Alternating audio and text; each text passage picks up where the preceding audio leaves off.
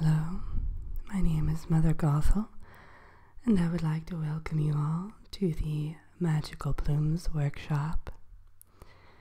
Today I'll be showing you some blooms that I've used over the years and speaking a bit about their magical properties and why you may want to use them in your enchanted practices. Now, I just wanted to be clear with you all and let you know that I did not personally grow any of the blooms that I'll be showing you today. I do have a garden, but it is rather small, and I can only fit 2 or 3 blooms in there, and so I primarily grow the ones I use on an everyday basis. But I will be handing out a pamphlet at the end that has the name of some very good growers who can mail you the blooms or have them shipped to you directly via Raven Express, things of that variety. So I think we should get right down to it. Does anyone have any questions before we begin? Oh, no? Okay. Well, if anyone does, please feel free to just, please hold your questions till the end, and then I'll be more than happy to address any concerns or questions that you may have at that point, all right? Now, the first blooms I have here are gilded golden tulips, and these are usually dried, and the petals are ground down almost into a fine powder, and then they're sprinkled over objects that need to levitate for one reason or another. For example, people will typically use this to make flying carpets get off the ground, or sometimes fairies will use them on their wings to get a bit more height. There aren't any known side effects really with the gilded golden tulip, save for the fact that it cannot be ingested because it gets into the circulatory system, the digestive tract, and it really doesn't leave, so the person will float for the rest of their lives, typically, unless they can have a magical process to remove it, of course. The next one here is a ruby rose. Now these grow just on the outskirts of Wonderland. That's the only place I've ever seen them, and they are quite plentiful there. The only caveat to that being that the dodo bird does enjoy a nice ruby rose as a meal, so certain times of year, particularly in May, they are in rather short supply because that's the dodo's breeding season, but other than that, they are abundant. The ruby rose is particularly useful in curses. It boosts the magical effect and sometimes can make it last for longer periods of time.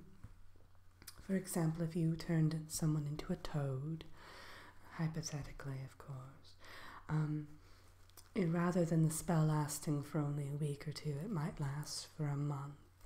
So this one is quite useful for kind of maximizing the curse's power.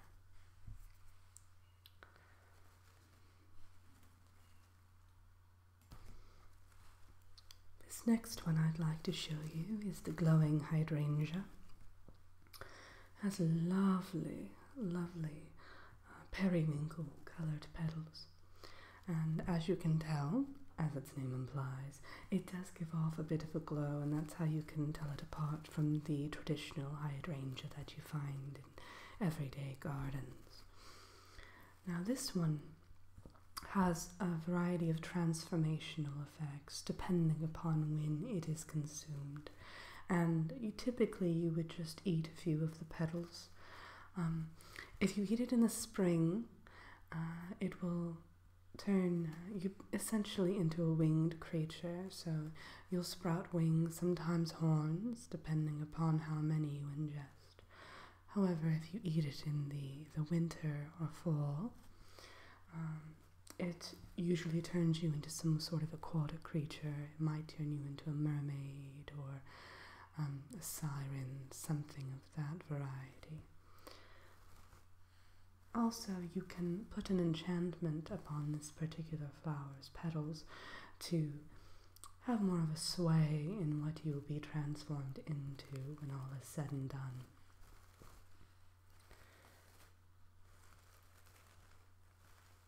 Alright.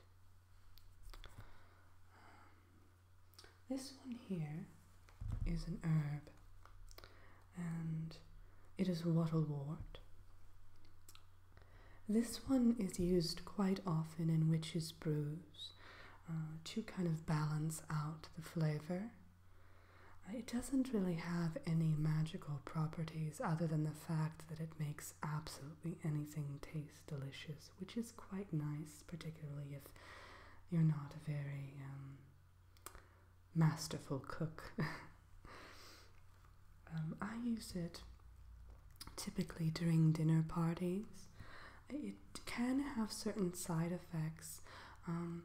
Typically it makes the calorie count a bit higher, and it can cause a bit of indigestion if the person eats too much of it. Usually I just put a pinch in the meal itself. For instance, if I make a large tuna casserole, I'll just add 1 leaf or so, and that little bit does go a long way. It has sort of a peppery essence to it when you add it to more savory dishes, but then it can adapt to sweet desserts, things like cakes and cookies, and if in that case it takes on more of a cinnamon flavor profile. Alright. Oh, this one is quite lovely. This is day blooming jasmine. This one has a tendency to take over if you plant it in well-lit areas, so you do have to be careful if you're planning on putting it in your own garden. I know for a fact that one of my friends planted this right along a wall, and it spread within a matter of a week or two, more aggressively even than I think ivy. So, as I said, you do need to be careful about that. It can kind of overtake your yard. This one can actually increase intelligence quite rapidly, and to a significant degree. I've known it to actually increase one's ability to absorb information from a book. For example, you can merely touch a book and kind of acquire all of its contents and commit it to long-term memory. So it is very handy in those situations, usually before exams, or if you have an important business meeting that you need to have a lot of data for. This is definitely a useful flower, and it is quite lovely and very fragrant. It's almost intoxicating. And speaking of intoxicating, let's see if I can find it here. Oh, here it is. This is the blue marigold, and it has an aroma that is simply unmistakable. Rather than eating this one or letting it dry and crushing it into a powder, usually you only need to sniff it in order to kind of receive its magical properties. This one has an intoxicating love spell effect, so just one whiff of it and pretty much it'll rekindle any flame, romantically speaking. It can also give you the ability to find your true love. For example, if you just take a sniff of it here. Now, I must say, it has to be in full bloom when you sniff it, or else the effect will not take hold. So it has to be, all of the petals must be fully exposed in order for it to work. But just a mere sniff of it, and essentially you'll be given sort of more insight into where you can find your true love. It might come in the form of a dream or sort of a hallucination, and I've known many people who've matched up over this flower. So, and even some matchmakers have used it to help their clients find their true love. So it is a nice one. Now this one here is more of a wicked flower, and it's one of my personal favorites. As you can see, it's all black, and it's called the Raven Plumeria. Now this one does have to be eaten, not crushed or anything of that sort, but just the petals have to be devoured. Usually up to 5 petals, depending upon how much of a magical effect you want it to offer.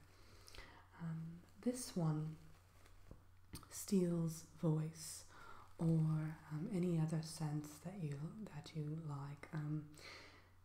It only lasts about a day if the person eats the 5 petals.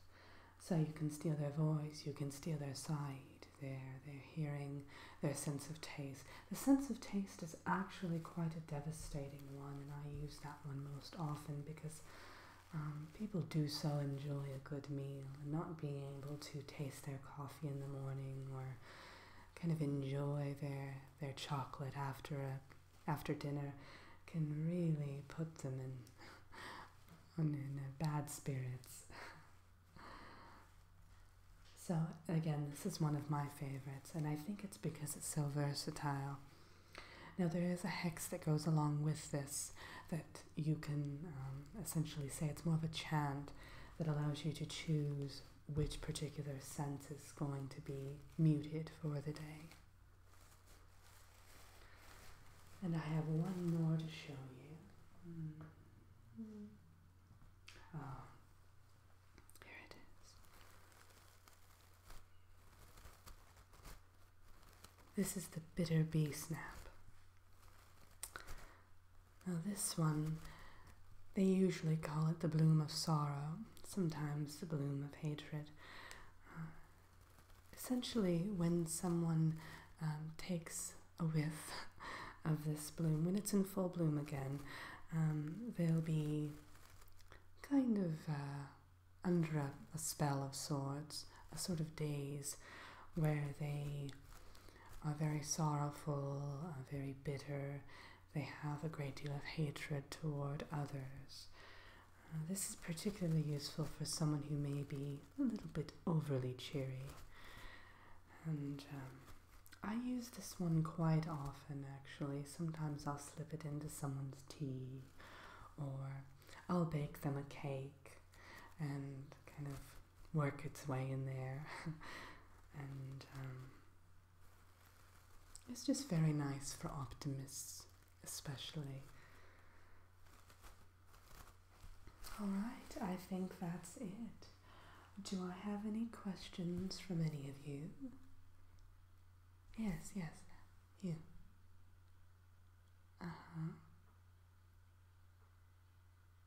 Oh, yes.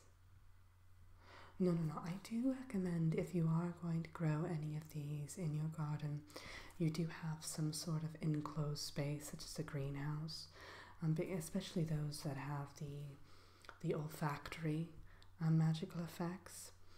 Yeah, otherwise it will run a bit rampant and you might be affected yourself, so I definitely do recommend that. No problem. Any other questions? No? All right. Well, I'll be at the back of the room to answer any personal questions that any of you may have that you don't want to share with the others. And I hope you've all enjoyed the workshop.